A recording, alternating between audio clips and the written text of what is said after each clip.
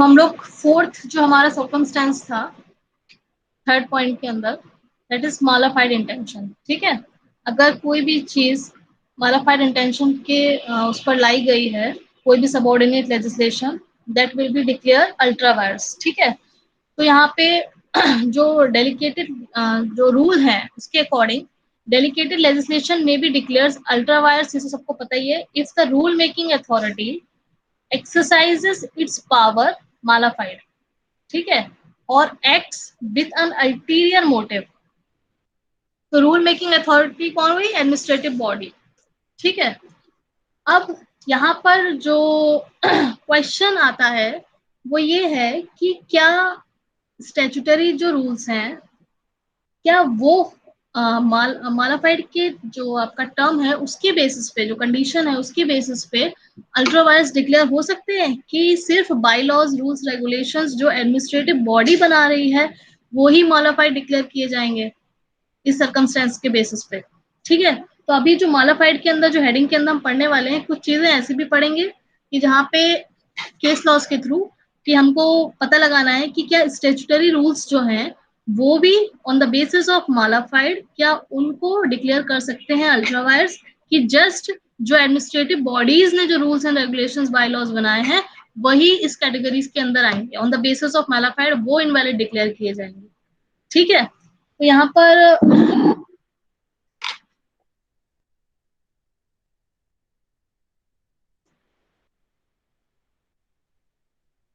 कुछ case laws हम लोग देखेंगे। सबसे पहले तो जो आपकी बुक है केसरी वाली, उसमें ये ग्राउंड दिया गया है, एक तरीके का पॉइंट दिया गया है कि no Indian case law case where statutory rules has been held invalid on the ground of nullified exercise of the rule making power. ठीक है, कि अभी तक कोई भी ऐसा केस लॉ नहीं सामने आया है जहां पे स्टैट्यूटरी रूल्स को, ठीक है, which are enacted by the legislation, उनको on the basis of malafide के ग्राउंड पे इनवैलिड किया गया हो। ठीक है, वही चीज हमको देखनी है। अब बात आती है, थोड़ा हम इंग्लैंड की बात करते हैं। In England the court have taken the view that the rule could be challenged on the ground of malified of the rule making authority or on the ground that it had no relation for the purpose for which the rule making power was delegated। ये कुछ views हैं जो दो books में, एक उपाध्याय की book में और एक केसरी की बुक में डिफरेंट डिफरेंट चीजें यहाँ पर मेंशन की गई हैं। तो आज हम लोग दोनों बुक से मिलाकर पढ़ने वाले हैं दोनों चीजों को। अभी जो इंग्लैंड की बात जो हम लोग पढ़ेंगे, that we will study from Upadhyay book, क्योंकि आपकी केसरी में उसको क्लियर नहीं दिया गया है। तो according to this book, England की बात अभी हम कर रहे हैं। The delegated legislation may be challenge on the ground of malafide और improper motive of the rule making authority. मतलब कि जो सबॉर्डिनेट लेजिस्लेशन है, डेलिकेटेड लेजिस्लेशन, ठीक है, अब वो जो भी है रूल्स एंड रेगुलेशन जो भी एडमिनिस्ट्रेटिव बॉडीज बनाएंगी वो ऑन द ग्राउंड ऑफ मैलिफाइड आप क्या है चैलेंज कर सकते हो, अगर वो इम्प्रॉपर मोटिव्स के थ्रू बने हुए हैं। ठीक है, whenever legislature confirm any legislative power on any administrative authority, the said power must be exercised in good faith। अब बात आ जाती है, जब लेजिस्लेचर कोई भी पावर को डेलीकेट करता है अपनी सबॉर्डिनेट अथॉरिटी को, तो इस फेथ के साथ करता है कि जो लेटर जो पर्सन है जिसको हमने डेलीकेट किया है वो गुड फेथ के साथ बनाएगा।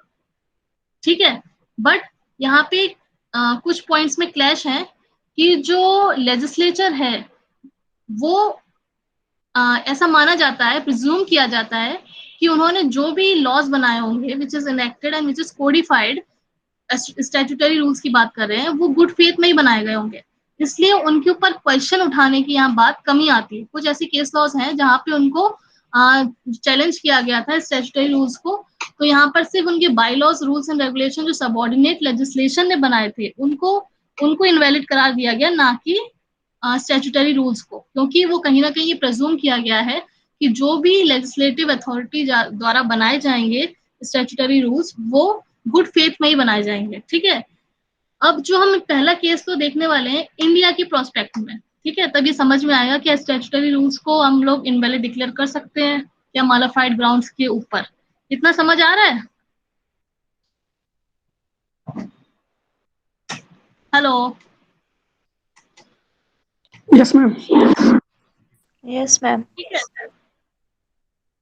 अब यहाँ पे केस लॉस के थ्रू हम कुछ समझेंगे तब आपको समझ में आएगा।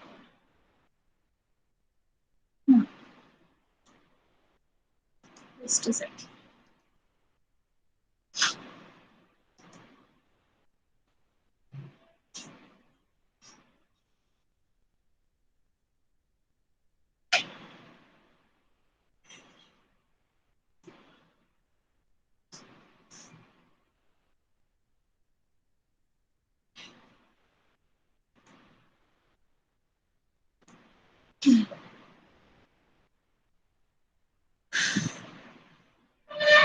अब इंडियन प्रोस्पेक्ट के हिसाब से in Narendra Kumar versus union of India, तो नेक्स्ट केस लॉ जो हम लोग अभी देखने वाले हैं that is Narendra Kumar versus union of India.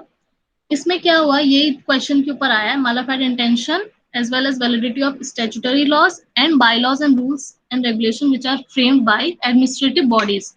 ठीक है, तो while deciding the validity of non ferrous metal, पहले हम यहाँ पे जो आपकी बुक में जो जजमेंट दिया, फैक्ट्स अभी हम रीड करेंगे, जो जजमेंट दिया गया है ऑन द सिर्फ उस पॉइंट पर, डेलिकेटेड लेजिस्लेशन के पॉइंट पर, वो हम अभी देख लेते हैं क्या लिखा हुआ है। इसमें लिखा है कि while deciding the validity of non ferrous metal control order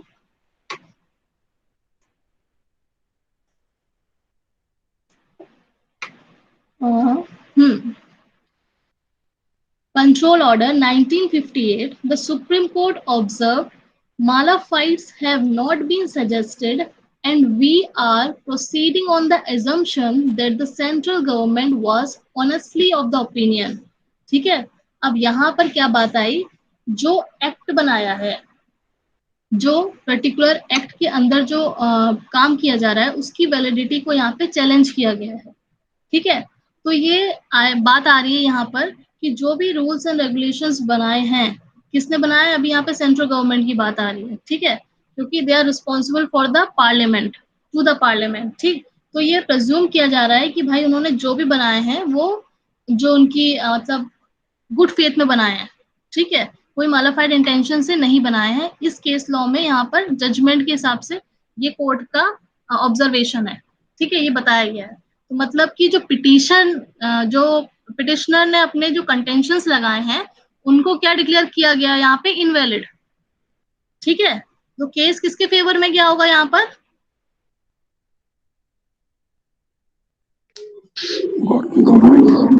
government के फेवर में। ठीक है, सेंट्रल गवर्नमेंट। हाँ, सेंट्रल गवर्नमेंट के फेवर में। अब यहाँ पे हम देख लेते हैं कि यहाँ पे फैक्ट्स क्या थे।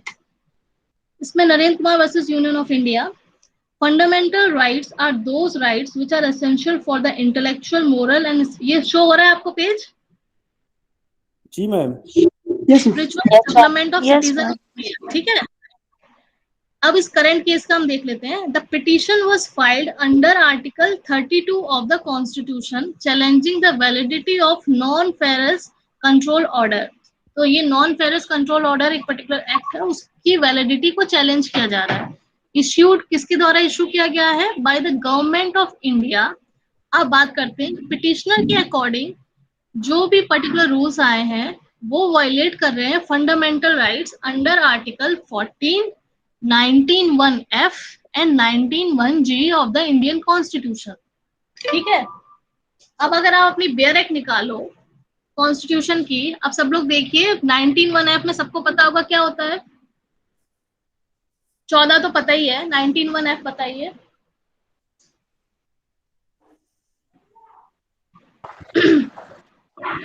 मैम एफ तो ओमिटेड है ना मैम, प्रॉपर्टी एफ राइट है वो तो। ओमिटेड है, हाँ, और जी के अंदर क्या और है, ट्रेड एंड प्रैक्टिस, प्रोफेशन।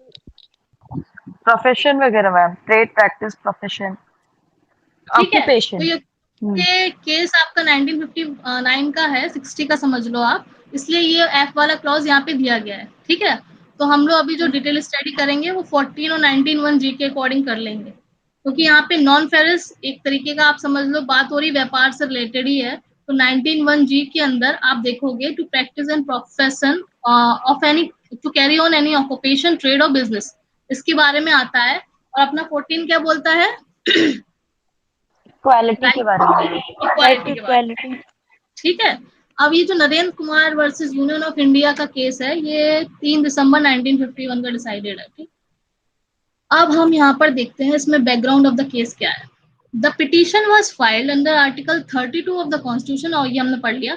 इसमें क्या था, the 3 petitioner who had filed the petition thereof were dealers in imported copper carried on their business at Jagadhri in state of Punjab. Punjab की यहाँ पे बात हो रही है। 3 पिटिशनर हैं जिन्होंने पिटीशन फाइल किया है, देयर ऑफ डीलर्स। वो कौन है? डीलर्स हैं जो क्या करते हैं, इंपोर्ट करते हैं कॉपर वगैरह। उन्होंने क्या किया, they have entered into a contract, ठीक है।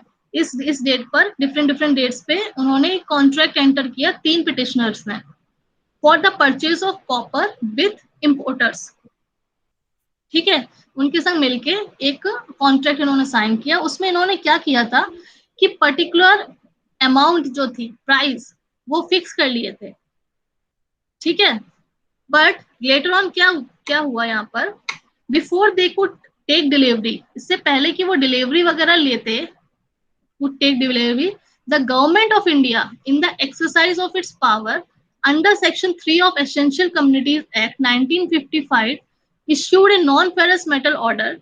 This order was made applicable to imported copper, ठीक है। अब ये जो उन्होंने नया रूल निकाल दिया, इससे पहले कि ये डिलीवरी लेते, इससे पहले इन्होंने क्या किया, एक पर्टिकुलर गवर्नमेंट का एक रूल आ गया under Section 3 of essential communities act, जो कि इंपोर्टेड जो कॉपर लाया जाता है उसके ऊपर क्या हुआ, यहाँ पे अप्लाई करने के लिए ऑर्डर्स आ गए, ठीक है।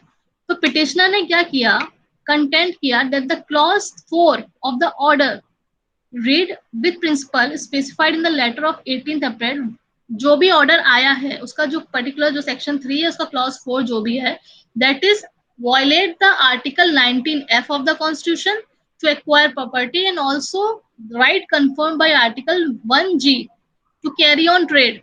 अब इनको कहीं ना कहीं क्यों यहाँ पे दिक्कत महसूस हुई, क्योंकि इनका जो बिजनेस था अफेक्ट हो रहा होगा, ठीक है। to carry on trade and these violations are not within the saving clause of 19(5)(19)(6) of the constitution of India and therefore be void। इनकी contentions ये सारी थी।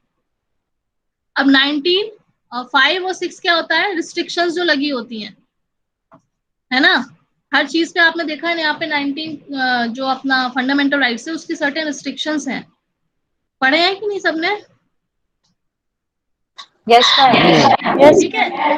उसको उसके भी कह लो आप, अगर उसके अंदर आता है तो आपको वो मानने ही पड़ेंगे वो रिस्ट्रिक्शंस के। अदर देन दैट वो भी उसके भी ग्राउंड्स के हटकर यहाँ पे उसको भी वायलेट कर रहे हैं, ठीक है। तो ये सारी कंटेंशंस यहाँ पे लगाई गई, इसलिए इन्होंने कहा कि भाई ये अपने इस आर्टिकल के अगेंस्ट है and therefore are void. It was further contended by the petitioner that the fixation of price under clause 3 of the order violate, ये दोनों फिर से आर्टिकल जो इन्होंने फिक्स कर दिए प्राइस अंडर सेक्शन 3 जो नया ऑर्डर आया है उसके अकॉर्डिंग ये दोनों आर्टिकल्स को वायलेट करता है। Further, the principle specified in the communications were discriminatory towards the dealer and manufacturer and hence it was contended that it violates Article 14 of the Constitution। अब डिस्क्रिमिनेशन इन्होंने किस बेसिस पे किया, जो डीलर्स हैं और जो मैन्युफैक्चरर्स हैं सेम उनको प्लेटफॉर्म पे नहीं रखा है, क्योंकि यहाँ पे क्लॉज ऐसे डले होंगे जिसमें किसी का फायदा हो रहा हो किसी का नुकसान हो रहा होगा, क्योंकि यहाँ पे प्राइस फिक्स कर दिए हैं, ऐसा कुछ होगा इसमें, ठीक है। तो इसलिए ये 14 को भी वायलेट कर रहा है। यहाँ पे supreme court held that the petition partially failed and succeeded in part. तो कुछ पार्ट पर क्या हुआ, पिटीशन फेल हो गई, इनकी जो कंटेंशंस लगाए गए थे, और कुछ पार्ट पर सक्सीड हो गई, ठीक है। पर जो हमारा पार्ट जो हमको देखना है as far as delegated legislation is concern, इन्होंने जो कहा गया था यहाँ पे मॉडिफाइड इंटेंशंस के थ्रू ये लगाया गया है, ठीक है। आगे हम और भी पूरा फैक्ट जब हम पढ़ते हैं केस का मैं शेयर कर दूंगी कि इन्होंने मॉडिफाइड इंटेंशंस के थ्रू लगाए हैं ये सारे क्लॉजेस। ये कहीं ना कहीं हम लोग को इस पर्टिकुलर हमारे आर्टिकल्स को, हमारी राइट्स, फंडामेंटल राइट्स को ब्रीच कर रहे हैं। पर यहाँ पे सुप्रीम कोर्ट ने ऑब्जर्व किया कि भाई जो मॉडिफाइड एक प्रेज्यूम किया जाता है कि कोई भी ऐसे रूल्स बनाए गए हैं अगर एडमिनिस्ट्रेटिव बॉडीज के द्वारा, तो वो क्या है, इन द ओपिनियन प्रेज्यूम किया जाता है कि ऑनेस्टली बनाए गए हैं, ठीक है। मॉडिफाइड इंटेंशन से नहीं बनाए गए हैं, कहीं ना कहीं इन्हें पॉजिटिव मैनर रेगुलेट करने के लिए बनाया गया, उसको उनके जो फैक्ट्स होंगे वो in the favour of government आ रहे होंगे, इसलिए यहाँ पर ये देखा गया कि भाई ये केस लॉ कह लो आप इंडियन उसके प्रोस्पेक्ट में, कि यहाँ पे इनकी कंटेंशन जो थी पिटिशनर की वो इनवैलिड डिक्लेयर कर दी गई। ठीक है, ये आपका पूरा केस लॉ है। इसमें दो इशू यहाँ पे सीधे सीधे यहाँ मेंशन है, whether the non ferrous order issued by the government under article section 3 of the Essential Communities Act violate article 14 and 19, whether the non ferrous matter control order issued by the government void। तो main question ये था कि जो order आया है क्या वो void है। ठीक है जी मैम। यहाँ पे मॉडिफाइड इंटेंशन का एक ये केस लॉ आ जाता है। उसके बाद जो नेक्स्ट केस है इसमें कौन सा,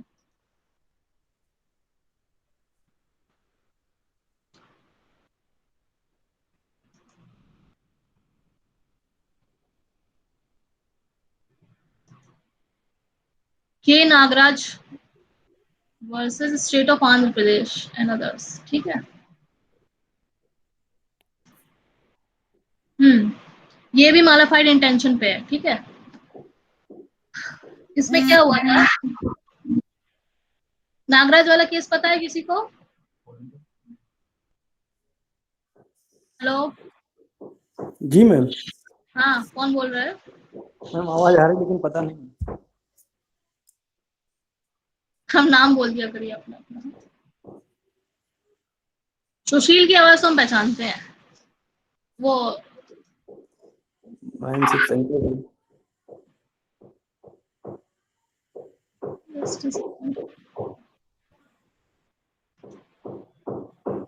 ठीक है, नागराज का केस पता है किसी को? थोड़े बहुत facts.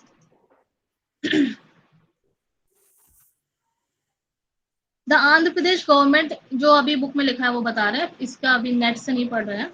The Andhra Pradesh government issued an ordinance, ठीक है, regarding the reducing of age of employees from 58 years to 55। यहाँ पे जो मेन आपका कह लो इशू है वो ये है कि जो गवर्नमेंट एम्प्लॉयज हैं उनकी रिटायरमेंट की एज यहाँ पर रिड्यूस कर दी गई थी bye the Andhra Pradesh government. तो उसी को क्या है ये on the basis of modified intentions यहाँ पे चैलेंज कर दिया गया था।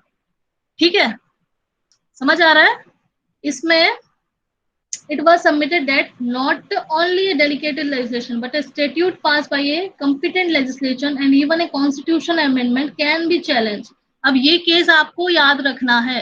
क्यों याद रखना है? क्योंकि अभी तक हम पढ़ते चले आ रहे हैं, जो थ्योरी भी है अकॉर्डिंग टू द आप कह लो ब्रिटेन के हिसाब से, ठीक है, थ्योरी के हिसाब से आप स्टेचुटरी रूल्स जो हैं, जो विच इनेक्टेड मतलब मेन जो आपका पेरेंट एक्ट है उसमें जो आपने डाला है रूल्स जो फ्रेम किए गए हैं बाय द लेजिस्लेचर, उसको आप क्या कर सकते हो, चैलेंज नहीं कर सकते। ठीक है, on the basis of modified intention.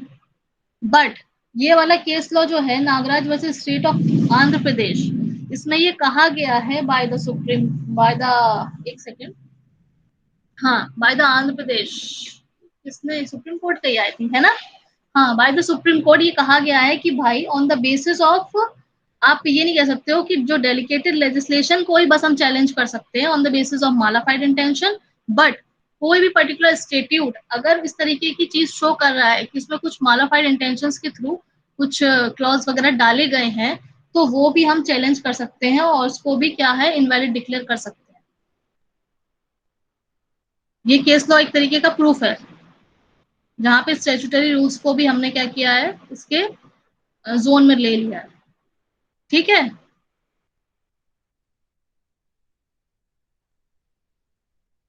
Hello. Yes ma'am.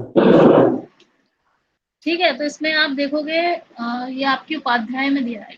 हाँ, उपाध्याय में एक केस लॉट दिया है आपका Nagaraj versus state of Andhra Pradesh. इसमें मेन आप देखते हैं this case analysis of K Nagaraj and others versus state of Andhra Pradesh. The case of K Nagaraj deals with the power of judicial review of the Supreme Court of India under Article 32 of the Indian Constitution in matters of policy making by a public department। ठीक है, fact क्या थे ये case के? इन जनवरी 1983 the state of Andhra Pradesh had the election और एक नया government form होके आ गई थी यहाँ पर।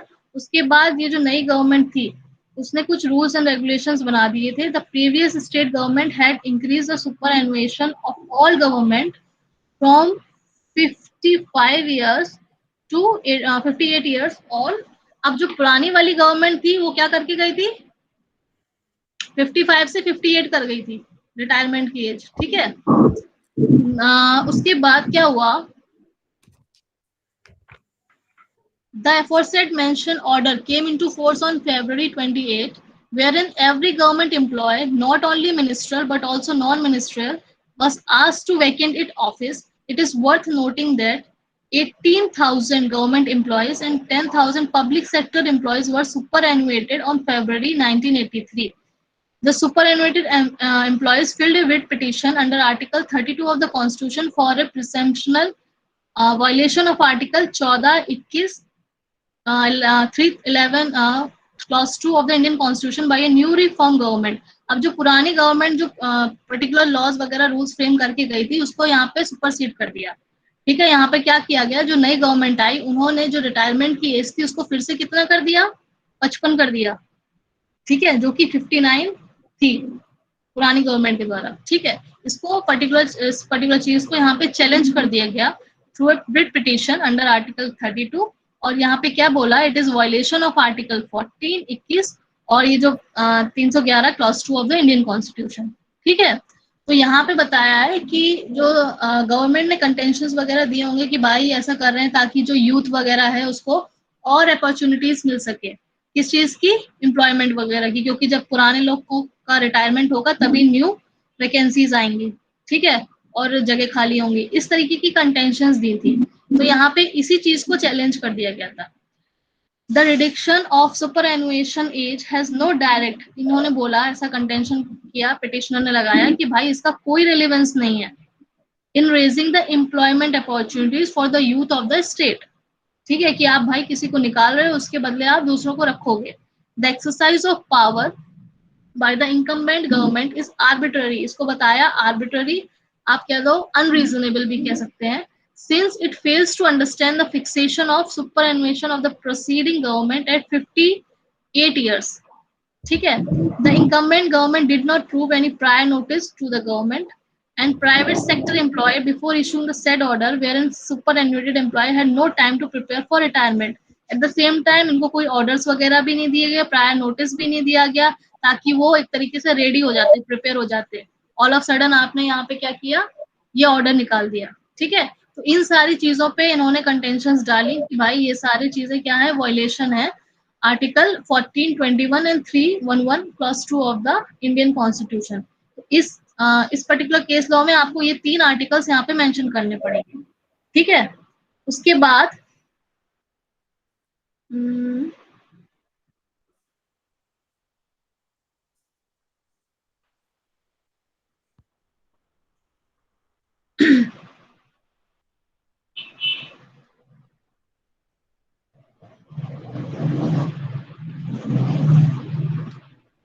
यहाँ पे हम जजमेंट पढ़ लेते हैं सीधे सीधे. आपको फैक्ट समझ आ गए?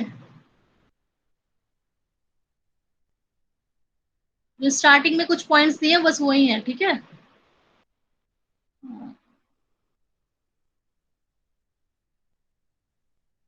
हेलो. Yes ma'am. फैक्ट समझ आया आपको?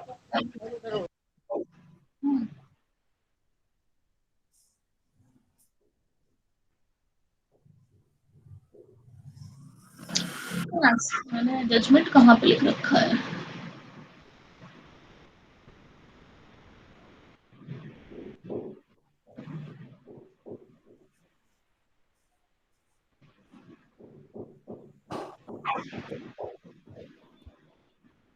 इसका जो फुल जजमेंट है वो मैंने कहीं लिख रखा है, इसको दिख नहीं रहा मुझे, बट आपकी बुक में मिल जाएगा आपको, जो हम लोग को डेलीकेटेड लेजिस्लेशन के थ्रू पढ़ना है.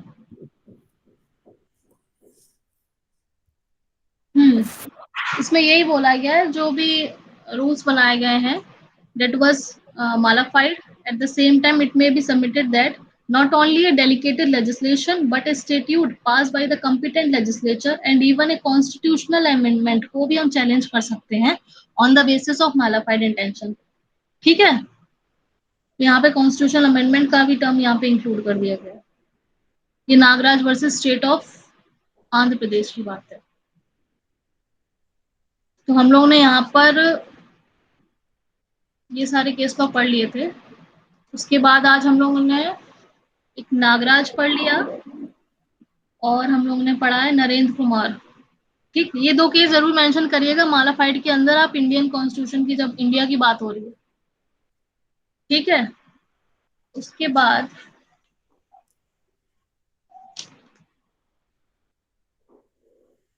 अनरीजनेबलनेस, दो केस सफिशिएंट है उसके लिए।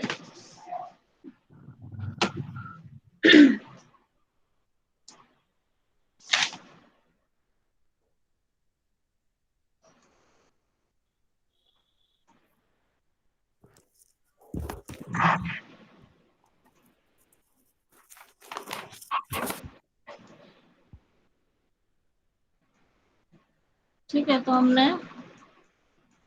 यहाँ पे नागराज वाला केस पढ़ लिया और एक और कौन सा था, नरेंद्र कुमार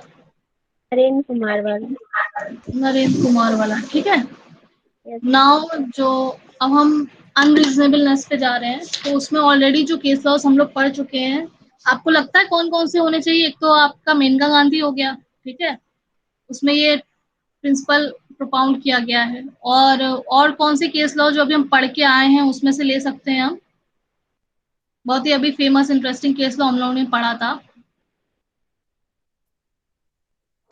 मैम ताहिर हुसैन वाला पढ़ सकते हैं क्या? नहीं, अनरीजनेबलनेस पे बताओ। Ma'am Nargis Mirza case. Yes, air hostess, ठीक है। वो क्या उसमें बोला गया था, जो पर्टिकुलर रूल्स आपने जो डाले हैं, ठीक है, जो आपने पर्टिकुलर क्या डाले थे उसमें, कंडीशंस डाली थी, वो अनरीजनेबल थी, है ना। तो ये वाला केस इसके अंदर आता है। एयर इंडिया वर्सेस नरगेज मिर्जा का केस आता है, मेनका गांधी का आता है, जहां पे ये सीधे सीधे बताया गया है कि it can be reasonably concluded that any administrative rule making can be challenged on the ground of unreasonableness within the preview of article 14 of the constitution। कोई भी ऐसी चीज जो कि कोई भी ऐसा रूल मेकिंग जो एडमिनिस्ट्रेटिव बॉडीज के द्वारा किया गया है, उसको चैलेंज किया जा सकता है on the basis of unreasonableness. ठीक है, अगर वो क्या कर रहा है, 14 को चैलेंज कर रहा है। ठीक है, एट द सेम टाइम यहाँ पे एयर इंडिया वर्सेस नरगेज मिर्जा का जो केस था, उसमें भी यही कहा गया है, the court quash the service regulation. जो रेगुलेशंस डाले गए थे, उन्होंने कोर्ट ने क्या किया था, उसको क्वैश कर दिया था। विच प्रोवाइडेड, क्या उसमें टर्म्स थी, the termination of service of air hostess on the first pregnancy, या फिर जब उसका फर्स्ट चाइल्ड बॉर्न होता है। ठीक है, तो ये अनरीजनेबल कुछ रेगुलेशंस थे, उसको कोर्ट ने क्या क्या कहा था, held this regulation was most unreasonable and arbitrary। तो अनरीजनेबल भी थे, आर्बिट्रेरी भी थे, क्योंकि आर्टिकल 14 का यहाँ पे वायलेशन हो रहा था। ठीक है, इसलिए यहाँ पे जो ये दोनों केस लॉज हैं, वो अनरीजनेबलनेस के अंदर आ जाते हैं। उसके बाद एक इंडिया में जो हम बात करेंगे, the court do not examine the reasonableness of a statutory rules. अब यहाँ पे भी वही बात आ जाती है जो हमने अभी पढ़ी थी मालाफाइड इंटेंशंस के अंदर। ठीक है, अभी यहाँ पे थोड़ा स्टार्टिंग से हम पढ़ लेते हैं। In English case laws there are cases in which bylaws made by the local authorities, जैसे कि municipalities and all, has been invalidated on the grounds of unreasonableness. ठीक है, तो जो भी बायलॉज रूल्स वगैरह जो बनाए जाते हैं लोकल अथॉरिटीज के द्वारा, जैसे कि municipalities and all, English law की हम बात कर रहे हैं, उनको on the ground of unreasonableness challenge किया जाता है। ठीक है, but the rules frame by the government department have not been held challengeable on the ground of unreasonable। यहाँ पे एक कह सकते हो आप डिफरेंशिएशन यहाँ पे क्रिएट किया गया है, जहाँ पे बात आ जाती है लोकल अथॉरिटीज की और गवर्नमेंट जो डिपार्टमेंट्स है उनकी। अगर गवर्नमेंट डिपार्टमेंट्स कोई ऐसे रूल सच बनाते हैं इन इंग्लिश केस लॉज, तो उनको चैलेंज यहाँ पे करने का प्रोविजंस नहीं है, बल्कि कोई बायलॉज वगैरह बनाया जा रहा है बाय द लोकल अथॉरिटीज, तो उनको ऑन द बेसिस ऑफ अनरीजनेबलनेस यहाँ पे चैलेंज किया जाता है। ठीक है, इंग्लिश केस लॉ में। जहां तक की बात यूनाइटेड स्टेट्स ऑफ अमेरिका की है, तो वहां पे unreasonableness of a statutory regulation would render it invalid, अगर वो ड्यू प्रोसेस के अंदर नहीं आती है, ड्यू प्रोसेस ऑफ लॉ के अंदर नहीं आती है, तो यूएस में इसको, यूनाइटेड स्टेट्स ऑफ अमेरिका में इसको चैलेंज कर दिया जाता है, इनवैलिड डिक्लेयर कर दिया जाएगा, ठीक है। बट इंग्लिश केस लॉ, अगर यहाँ पे हम ब्रिटेन वगैरह की बात करें, वहां पर नहीं किया जाता है, ठीक है, क्योंकि यहाँ पे एक तरीके का एक्सेप्शन समझा जाता है कि भाई मिनिस्टर्स क्या हैं, they are responsible to the parliament, तो वो ऐसा कुछ भी क्या है, गड़बड़ शड़बड़, इनवैलिड या फिर मालाफाइड इंटेंशन से या फिर अनरीजनेबलनेस, ऐसा कोई भी रूल्स नहीं बनाएंगे, ठीक है। तो यहाँ पे एक एक्सेप्शन की तरीके से यहाँ पे ट्रीट किया जाता है, बल्कि और जब हम यूएस की बात करते हैं तो यहाँ पे इट कुड बी चैलेंज्ड, ठीक है। In India the court do not examine the reasonableness of a statutory rules. अब यहाँ पे बात आ जाती है इंडिया की। इंडिया में भी जो थोड़ा बहुत आप कह लो, do not examine the reasonableness of a statutory rules. In Mulchand versus Mukund, the court asked to hold Rule 36 made under the Bombay Cooperative Societies Act invalid, that on the ground that it was unreasonable. The court rejected the plea, observing that a bylaw may be challenged on the ground of its unreasonableness, as statutory rules cannot be challenged. अब यहाँ पे जब India का case, तो अभी हम ये देख रहे हैं जहाँ पे फर्स्ट टाइम एक ऐसा कहा गया कि भाई एक बाई लॉज को तो हम चैलेंज कर सकते हैं, ना कि एक स्टैट्यूटरी रूल्स को, ठीक है, ऑन द ग्राउंड ऑफ अनरीजनेबलनेस। ऐसी चीज कहाँ पे सामने आई थी, जब हमने मालाफाइड इंटेंशन की बात की थी, ठीक है। सेम चीज यहाँ पे आ रही है। अब जो केस लॉ है that is Moolchand versus Mukund, ठीक है, ये शायद मेरे पास लिखा होगा सर्च में।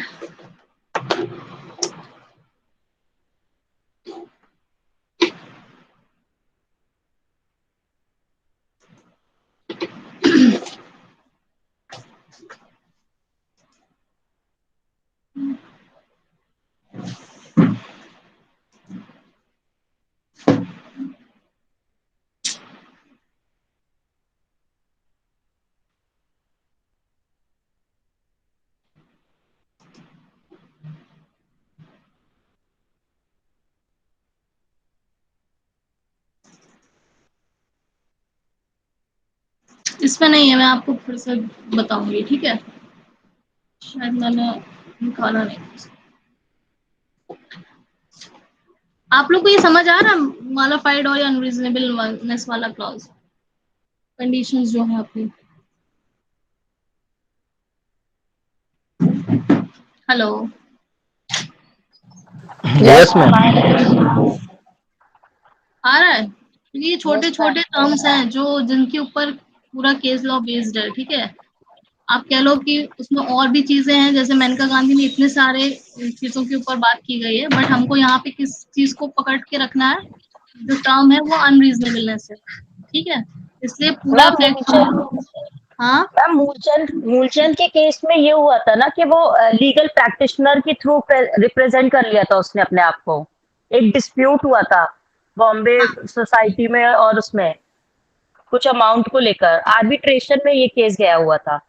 तो रूल नंबर 36 में यही बोला जाता है कि लीगल प्रैक्टिशनर पढ़ा था, पर मुझे अभी याद नहीं आ रहा है क्योंकि मैंने रीड तो किया है इसको, इसलिए मैंने सर्च नहीं किया। कल बताऊंगी वाला केस लॉ, ठीक है, बट इसमें जो शायद मैं कंफ्यूज हो गई दोनों बुक्स में, इसलिए मैंने, ठीक है। तो इसमें जो इशू था रिगार्डिंग रूल 36 था, जो बॉम्बे कोऑपरेटिव सोसाइटी का इनवैलिड कर दिया गया था on the ground of unreasonableness, ठीक है। तो इसमें जो रिजेक्ट कर दी थी प्ली कि भाई बाई लॉज को तो चैलेंज कर सकते हैं पर स्टैट्यूटरी रूल्स को नहीं कर सकते, ठीक है। तो कहीं ना कहीं आप कह लो इंग्लिश केस लॉ का यहाँ पे सपोर्ट किया गया है, क्योंकि वहां पे जो थ्योरी है वो ऐसी ही है, ठीक है। और यहाँ पे अमेरिका में हमने क्या देखा, अगर ड्यू प्रोसेस के अगेंस्ट है, हिट कर रहा है उसको, तो यहाँ पे क्या हो जाएगा, चाहे वो कोई भी हो, वहां पे चैलेंज कर दिया जाएगा, इनवैलिड डिक्लेयर कर दिया जाएगा, ठीक है।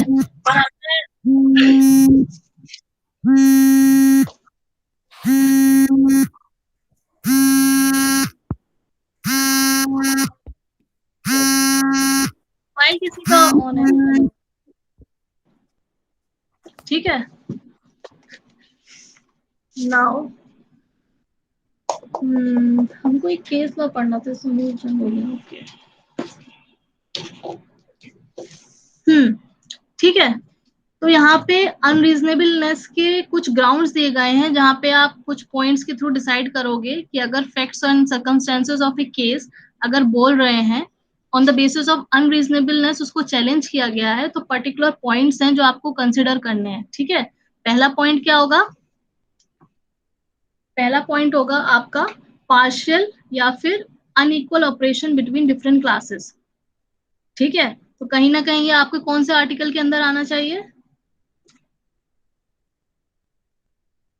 बताओ भाई। 14 किसमें? 14? Yes ma'am. ठीक है, ये 14 में आ जाएगा आपका।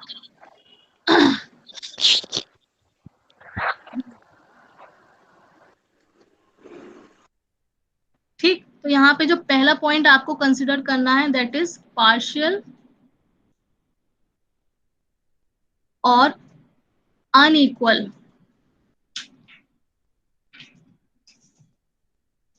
ठीक है, अनइक्वल ऑपरेशन बिटवीन क्या है? Different classes. सेकंड चीज क्या कंसिडर करनी है? ये पॉइंट्स हैं, ठीक है, इनके ग्राउंड्स पे आप सेकंड चीज होनी चाहिए दैट इज अगर वो अनजस्ट है, कोई भी रूल ऐसा बनाया गया which is unjust. Third, bad faith से बनाया गया है, तो यहाँ पे मॉडिफाइड भी आ सकता है। ठीक है, फिर फोर्थ चीज क्या है? आप ऑप्रेसिव क्या कर रहे हो? ऑप्रेसिव इंटरफियरेंस कर रहे हो। किसके अंदर कर रहे हो? With the rights of people. ठीक है, एट द सेम टाइम आपके पास क्या है? नहीं है, नो जस्टिफिकेशन। तो ये कुछ ग्राउंड्स हैं जो देखे जाएंगे किसी भी पर्टिकुलर केस लॉ में अगर उसको ऑन द बेसिस ऑफ अनरीजनेबलनेस उसको क्या किया गया? चैलेंज किया गया है। ठीक है, तो आप ये पर्टिकुलर पॉइंट्स भी आप मेंशन कर सकते हो आंसर में अगर सिर्फ आपका अनरीजनेबलनेस के ऊपर कोई पर्टिकुलर क्वेश्चन आ जाता है। ठीक है, तो आप उसको कैसे इन डिटेल लिखोगे? इन पर्टिकुलर पॉइंट्स को आप एक्सप्लेन कर सकते हैं, मतलब बता सकते हैं ये पर्टिकुलर 4 पॉइंट्स आपको कंसिडर करने होंगे। ठीक है, उसके बाद हमने यूएसए का पढ़ लिया कि भाई अगर कोई भी ड्यू प्रोसेस के क्लॉज के अगेंस्ट होगा तो वो क्या होगा? चैलेंज हो जाएगा on the basis of unreasonableness. ठीक है, इंग्लैंड में इसकी कंडीशंस जो है वो क्या है? वो डिफरेंट है। उसके बाद हमने मूलचंद वर्सेस मुकुंद का वो केस पढ़ लिया इंडिया प्रोस्पेक्ट में। ठीक, नाउ जो एक और केस लॉ हम पढ़ने वाले हैं that is Dwarka Prasad versus state of UP. Dwarka madam ये जो मूलचंद वाला केस आप बता रही मैम, ये हाँ, अनरीजनेबल वाले में भी आएगा ना? ये अनरीजनेबलनेस का ही है। ठीक है, okay ma'am. State of UP. ठीक है, नाउ कमिंग बैक आपका देखते हैं।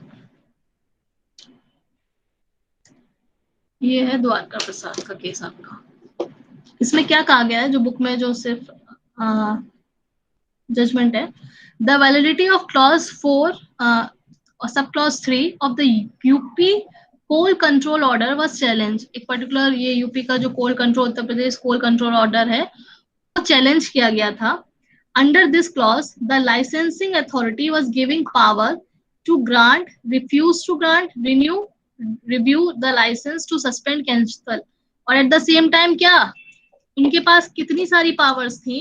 एट द सेम टाइम उनके पास क्या नहीं था? आप देखोगे जो चीज अभी हम जस्ट पढ़ के आ रहे हैं, ये नो जस्टिफिकेशन।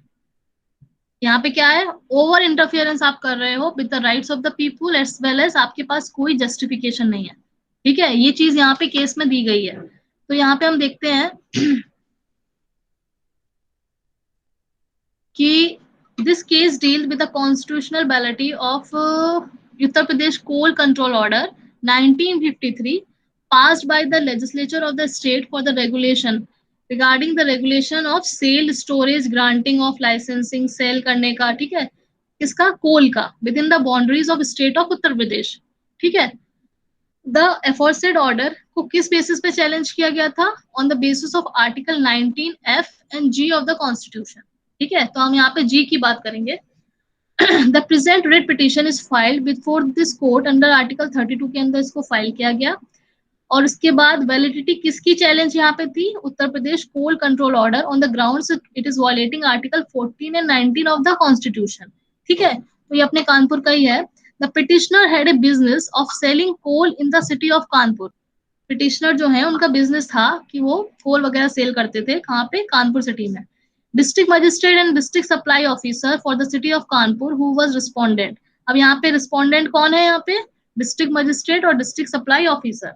ठीक है, इनको क्या हुआ, इन द प्रेजेंट केस है फ्रॉम टाइम टू टाइम ये लोग क्या करते थे, बहुत सारी रिस्ट्रिक्शंस वगैरह लगा रहे थे। ठीक है, कि किस तरीके की सेल में पैसों से रिलेटेड, रिगार्डिंग पैसे, price fix, at the same time कि kind of sale, deposit of sale in the coal in the city. ठीक है, सारा जैसे हमने कहा था ना कि वाला केस जो था आपका कैटल वाला, उसमें क्या किया गया था, जो रेगुलेट किया गया था चीजों को, वो एक्सेसिव यहाँ पे डेलीगेशन कर दिया गया था, जो पावर्स दी गई थी उनसे ज्यादा। तो यहाँ पे कहीं ना कहीं वो चीजें सामने आ रही थी। On February 14, 1953, they fixed the price of coal at such a price that is left only 20% profit margin। अब समझ रहे हो आप, अब उन्होंने एक ऐसा प्राइस फिक्स कर दिया था जिसमें सिर्फ 20% प्रॉफिट हो रहा था कोल रिटेलर्स को। ठीक है, तो कहीं ना कहीं ये लोग इसके वजह से ये गुस्से में आ गए थे, इसी पर्टिकुलर चीज को इन्होंने चेंज किया था कि बार बार ये लोग अपनी जो रूल्स एंड रेगुलेशन है उसको फ्रेम कर देते हैं और अनरीजनेबल रिस्ट्रिक्शंस लगा देते हैं। तो on 22 May 1953 the said executive order was challenge. अब इसको क्या किया था, चैलेंज कर दिया गया था एग्जीक्यूटिव ऑर्डर्स को बिफोर द वेकेशन जज of high court on the ground of being violated of fundamental rights के अगेंस्ट है, कि उनको सही से ट्रेड कैरी करने नहीं दिया जा रहा बिजनेस। ठीक है, subsequently the notification and order titled ye which is in the way give legislative backing to the aforesaid executive order, thereupon on 16 July the respondent again issue a declaration ye further diye gaye the present writ before this court challenges the constitutional validity of court order and cancelling of the license of the petitioner। अब क्या हुआ था, जो overall जो मैं पढ़ चुकी हूँ, इसमें फर्दर इनको एक तो रेगुलेट किया गया, एट द सेम टाइम क्या हुआ, कुछ इरेगुलरिटीज की वजह से अब इन्होंने, कौन, जो रिस्पोंडेंट थे, रिस्पोंडेंट यहाँ पे कौन है, रिस्पोंडेंट बताओ कौन है यहाँ पे, जो स्टार्टिंग में हमने पढ़ा था, ये डिस्ट्रिक्ट मजिस्ट्रेट और डिस्ट्रिक्ट सप्लाई ऑफिसर। ठीक है, हाँ, तो इन्होंने एक तरीके से आप कह लो मिली भगत करके, जो एक एरिया राशन ऑफिसर नहीं होता है, इन्होंने कुछ इरेगुलरिटीज वगैरह दिखाकर जो ये पिटिशनर था उसका कैंसिल करवा दिया लाइसेंस। ठीक है, उसका लाइसेंस ही कैंसिल करवा दिया गया।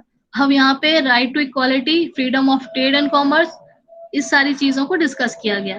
ठीक है, अब इन्होंने एक और नया अपना लाइसेंसिंग जो कैंसिल करवाने का जो पॉइंट था वो भी एड ऑन हो गया इनका। फिर यहाँ पे arguments on the behalf of petitioner क्या है कि the petitioner contented that clause 4 subclause 3 of the order gives unguided and unfettered power to the coal state।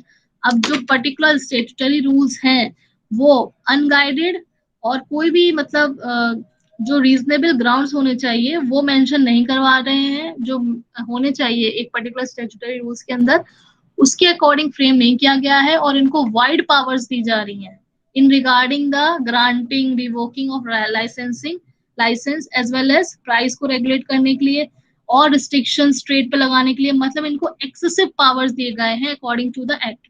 ठीक है, विच विल लीड टू, इससे क्या हो रहा है, अब आपने देखा था कि डेलीगेटेड लेजिस्लेशन में एक कंडीशंस रखी गई थी। ठीक है, कि हम किसी को भी एक बॉडी को अगर सारे पावर्स दे देंगे तो वो कैसा यूज करेगा, उसका आर्बिट्रली यूज करना स्टार्ट हो जाता है। ठीक है, तो यहाँ पे भी उस बेसिस पे चैलेंज किया गया कि this will lead to arbitrary use of power by the executive authority. Hence क्या हुआ, यहाँ पे आर्टिकल 14 का वायलेशन हो रहा है। उनको इतनी सारी पावर्स मिल गई हैं एक्ट के थ्रू कि वो आर्बिट्ररी यूज करवा रहे हैं, उस चीजों का यूज कर रहे हैं। ठीक है, it also argued by the petitioner that the order it is certainly discriminatory है, और जो भी उनका प्राइस फिक्सेशन से रिलेटेड है वो भी क्या है, अनरीजनेबल है, क्योंकि जो प्राइस उन्होंने फिक्स किए हैं वो कानपुर में और अदर सिटीज ऑफ उत्तर प्रदेश में डिफरेंट है, जो एक ही गाइडलाइंस पे होने चाहिए कि नहीं होने चाहिए। Yes ma'am. ठीक है, तो सेम उस पर नहीं है, सेम प्राइस फिक्स होने चाहिए पूरे यूपी की अगर बात आ रही है, पूरे को रेगुलेट कर रहे हो आप, तो वो भी नहीं है, वहां पे भी अनरीजनेबल डिस्क्रिमिनेशन किया जा रहा है कानपुर और यूपी के और स्टेट्स के बीच में। एट द सेम टाइम जो उन्होंने उसको लाइसेंस कैंसिल किया है वो भी डिस्क्रिमिनेटरी बेसिस पे किया है। Right to carry on trade and business, उसका भी वॉयलेशन यहाँ पे किया जा रहा है, उनको सही से बिजनेस कैरी ऑन नहीं करने दिया जा रहा है। Eight the same time petitioner contented that the charges frame against, अब चार्जेस किसने फ्रेम करवाए थे, वो जो राशन वाला जो पर्टिकुलर ऑफिसर था उसने मिलकर, ठीक है, वो भी क्या है, charges frame against him on the basis of which his license to sell coal has been cancelled, were vague and indefinite and have been made with the intention of driving him। अब उस main intention क्या था, यहाँ पे mala fide intention के through ये सब किया गया कि भाई उसको क्या है, कोल के बिजनेस से ही बाहर निकाल दिया जाए, ठीक है, क्योंकि यहाँ पे रिस्पोंडेंट पार्टी वही लोग बन गए थे कहीं ना कहीं। तो ये सारी चीज इसमें फैक्ट्स बताई गई है। जजमेंट यहाँ पे क्या आया, the court held the order to be violative of article 19(1)(g of the constitution as well as violative of article 14 of the Indian constitution। However, the determination of prices by the concerned executive authority was held to be within his power limit and this point it was held valid। ठीक है, अब यहाँ पे जो orders कुछ जैसे partially किसके favour में आया,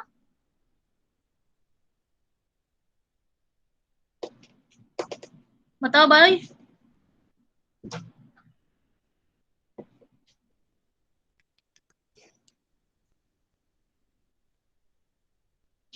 पार्शली किसके फेवर में आया, सीधे सीधे पिटिशनर के फेवर में। पिटिशनर के 19(1)(g और 14 का वायलेशन यहाँ पे हुआ है, क्योंकि यहाँ पे क्या बोला गया है, और जो लिमिट्स की मतलब जो पावर दी गई है उनको डेलीकेट की गई है उनके अकॉर्डिंग अगर उन्होंने जो प्राइस फ्रेम किए हैं तो वो ठीक है, ठीक है, वो वॉयलेट नहीं किए जाएंगे।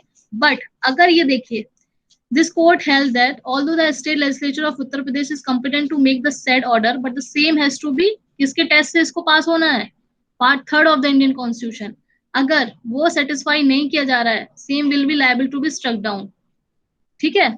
Executive authority is vested with the power to regulate any trade or business. The power must not be uncontrolled and arbitrary, or else it would be violative the right granted to the citizens by the 19(1)(g of the Indian Constitution। ठीक है, अगर कोई भी आप इस तरीके का unnecessary आप अपनी पावर को यूज कर रहे हो, एक्सेसिव यूज कर रहे हो, आर्बिट्ररी मैनर में यूज कर रहे हो, तो उनको आप यहाँ पे क्या है, it will be considered as violative of part 3 of the constitution, कि भाई आप कोई भी चीजों को बना रहे हो, फ्रेम कर रहे हो, स्टेट लेजिस्लेचर बना रही है, तो उसको इस टेस्ट के थ्रू गुजरना पड़ेगा, ठीक है, that is part 3 of the Indian constitution. अब जो हमने 3 कंडीशंस पढ़ी थी, कौन कौन सी कंडीशंस पढ़ी थी, जब हम जुडिशियल कंट्रोल की इनेबलिंग एक्ट किसके अगेंस्ट नहीं होना चाहिए, पार्ट 3 पार्ट 3 के, ठीक है। तो ये सारी चीजों को मिलकर आप कह लो, ये आप इस केस लॉ के अंदर आप देखोगे, ठीक है, मतलब आपको कहीं ना कहीं टेस्ट पास करना है part 3 of the Indian constitution का। तो यहाँ पे कुछ कंटेंशंस में पिटिशनर के फेवर में चला गया था, मेन तो यही था भाई 14 और 19(1)(g तो उसके फेवर में गया था, ये आर्बिट्ररी तरीके से किया गया था, ठीक है। Yes ma'am. तो ये आपका केस लॉ हो जाता है अनरीजनेबलनेस के अंदर। तो ये पॉइंट्स आपको मेंशन करने होंगे। एट द सेम टाइम आपको ये Dwarka Prasad versus state of UP और कौन सा केस था, नरगिस मिर्जा का वाला केस और मुकुंद वाला केस, और कौन सा आपको बताया, मेनका गांधी, ठीक है। तो 4 केस लॉ ऐसे हो गए और आपको कुछ केस लॉ और मिल जाएंगे, ठीक है, ये सफिशिएंट है 4 केस लॉ आपके अनरीजनेबल में, ठीक। और हाँ, इंग्लिश केस लॉ जो इंग्लिश और अमेरिका यूएस का जो प्रोस्पेक्ट यहाँ पे हमने देखा in regard to the term unreasonableness, वो भी आपको मेंशन करना पड़ेगा, ठीक है। एक चीज थी,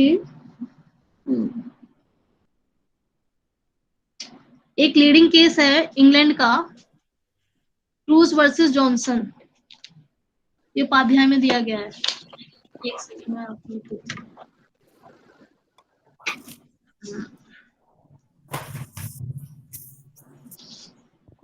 KRUSE क्रूज वर्सेस यहाँ पे है जॉनसन।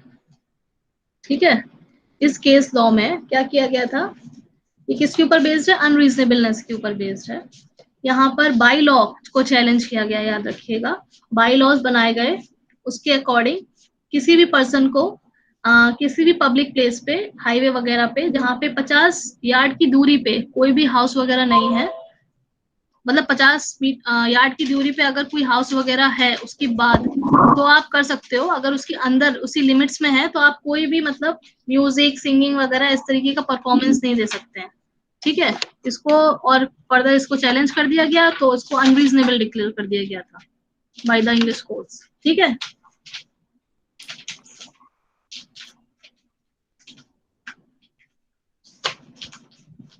ओके। तो आप ये इंग्लिश केस लॉ एक मेंशन कर देना, ऑन द बेसिस ऑफ अनरीजनेबलनेस। ये आपका अनरीजनेबलनेस हो गया। ये देखिए, सबऑर्डिनेट लेजिस्लेशन एक्सेस वाला पावर का जो हमने पॉइंट पढ़ चुके हैं। In conflict with delegating statute, ये भी पढ़ लिया। डिस्क्राइब प्रोसीजर के अगेंस्ट होता है, वो भी पढ़ लिया हमने। मालाफाइड पढ़ लिया एंड अनरीजनेबलनेस पढ़ लिया। तो इस थर्ड पॉइंट के अंदर ये सारे पॉइंट्स आपने सर्कमस्टेंसेस देख लिए जब सबऑर्डिनेट लेजिस्लेशन को अल्ट्रा वाइड्स डिक्लेयर कर दिया जाएगा डेलीगेटिंग एक्ट के अगर विरुद्ध बनाया गया है। ठीक है, और ये दो पॉइंट्स जो ऊपर के थे वो ऑलरेडी हम लोग डिस्कस कर चुके थे। इसके साथ आपका जुडिशियल कंट्रोल ओवर हो जाता है। ठीक है, जो लास्ट टॉपिक आपका बचा है that is judicial review of delegated legislation, जो हम कल के क्लास में आपको स्टार्ट करवाएंगे। आप लोगों ने इससे रिलेटेड रिसर्च किया?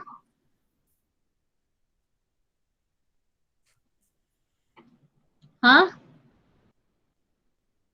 Judicial review of delegated legislation पढ़ा किसी ने?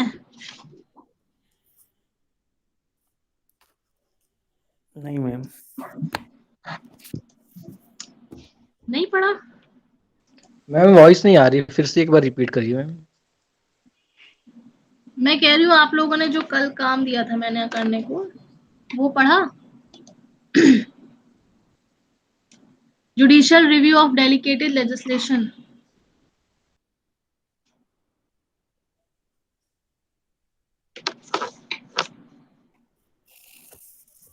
दीक्षा, कौन कौन बैठा है भाई?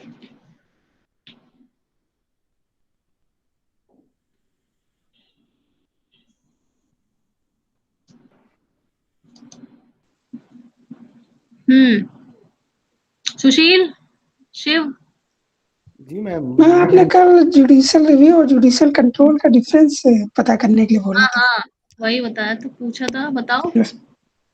किया रिसर्च की? कुछ नहीं की तो आज कर लो। जी मैम। Okay ma'am. पहले 5 मिनट हम कल पूछेंगे, उसके बाद स्टार्ट करेंगे। ठीक है, क्योंकि यहाँ पे सबके अलग अलग व्यूज आने वाले हैं। ठीक है, जी मैम। तो 1-2 दिन आपकी वाली क्लास चलेगी, उसके बाद आपका ये सेकंड यूनिट कवर हो जाएगी। थर्ड यूनिट में हम लोग नेचुरल जस्टिस ऑलरेडी पढ़ चुके हैं, तो एक दिन हम आपका इंट्रोडक्शन क्लास कर लेते हैं अगर आप लोग चाहोगे। नेचुरल जस्टिस का करें इंट्रोडक्शन कि नहीं करें? मैम करा दीजिए, रिवाइज हो जाएगा। ठीक है, तो ये क्लास हमने बहुत अच्छे से पढ़ाया था इन लोग को। ठीक, तो एक दिन वो कर लेते हैं, फिर हम लोग जो लेजिटिमेट, जो आगे की फर्दर 14, 19 ये सब आर्टिकल्स हैं उनसे रिलेटेड हम लोग को पढ़ना है। ठीक है, तो चलो। और हाँ, एक बात, अब हम किसी भी दिन फिर से आपका डेजर्टेशन का क्लास ले लेंगे। आगे का प्रोसेस क्या हो रहा है भाई? स्टार्ट किया सबने? Yes ma'am. ठीक है, टाइप करना स्टार्ट कर दीजिए सब लोग। ठीक, आपके एग्जाम्स अगर हो गए तो फिर बाद में कर नहीं पाएंगे आप जल्दी में। ठीक है, ओके मैम। तो साथ साथ वो भी पढ़ते चलिए। ठीक, चलो एंड कर रहे हैं क्लास आज। Thank you ma'am. Okay ma'am, thank you ma'am. Thank you ma'am. Thank you ma'am.